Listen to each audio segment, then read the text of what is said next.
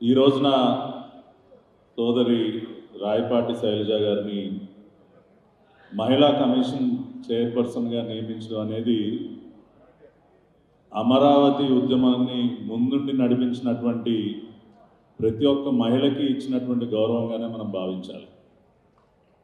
ఎందుకంటే అన్ని రోజుల పాటు ఆ ఉద్యమం అంత ఉధృతంగా సాగింది,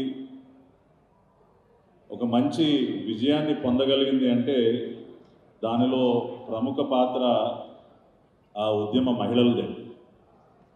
ఎన్ని కష్టాలు ఎదురైనా కూడా వెనకడుగు వేయకుండా అమరావతి ఉద్యమ మహిళ ముందుకు సాగింది. మరి అటువంటి ఆ మహిళలందరికీ కూడా ఇవాళ ఒక గుర్తింపు దక్కినట్టుగానే నేనైతే భావిస్తా ఉన్నాను. ఇంకొక పక్కన గత 5 సంవత్సరాల పరిపాలన 2019-24 మధ్య మహిళల యొక్క ఆత్మ గౌరవాన్ని కించపరిచే విధంగా, మహిళలంటే ఒక చులకన భావం ఏర్పడే విధంగా రాష్ట్రంలో ఉన్నటువంటి ప్రతి మహిళ కూడా ఒక అభద్రతకి లోనయ్యే విధంగా సాగింది. ఈ రోజున దానిని పూర్తిగా మార్చాల్సినటువంటి పరిస్థితి. గత సంవత్సర కాలంగా మరి కూటమి ప్రభుత్వం చంద్రబాబు నాయుడు గారి సారథ్యంలో ఏర్పడిన తర్వాత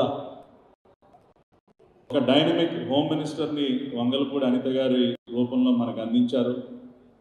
మరి గత సంవత్సర కాలంగా వారు అనేక రకాలుగా గతంలో ఏర్పడినటువంటి ఆ పరిస్థితుల్ని మార్చే విధంగా వారు కృషి చేస్తున్నారు. వారికి ఇప్పుడు అదనపు బలాన్ని ఇచ్చే విధంగా మరి రాయపాటి శైలజ గారిని మహిళా కమిషన్ చైర్పర్సన్గా నియమించడం అనేది ఇవాళ రాష్ట్ర వ్యాప్తంగా ఉన్నటువంటి ప్రతి ఒక్క మహిళ కూడా ఆనందించదగ్గ విషయం. అదేవిధంగా శైలజ గారు కూడా ఇందాక మిత్రులు భాగ్యరావు గారు చెప్తా ఉన్నారు, ఆమెకు అనేక పవర్స్ ఉన్నాయి, జ్యుడిషియల్ పవర్స్ ఉన్నాయి, సుమోటో కేసెస్ పెట్టేటటువంటి పవర్స్ ఉన్నాయి.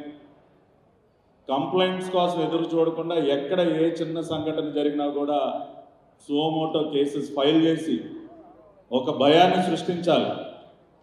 మహిళ పట్ల ఎవరైనా కానీ మళ్ళీ ఇంకొకసారి చులకన భావనతో కానీ ఇంకొక రకంగా కానీ కన్నెత్తి చూడకుండా ఒక భయాన్ని, మళ్ళీ ఒక డిసిప్లిన్ని రాష్ట్రంలో తీసుకురావాలి.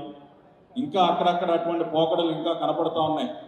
అది సోషల్ మీడియాలో కానివ్వండి, ఇంకొక రకంగా ఏ ప్లాట్ఫామ్ మీదైనా సరే మహిళల పట్ల ఒక చిన్న కామెంట్ పెట్టినా సరే వదిలిపెట్టని ప్రభుత్వం.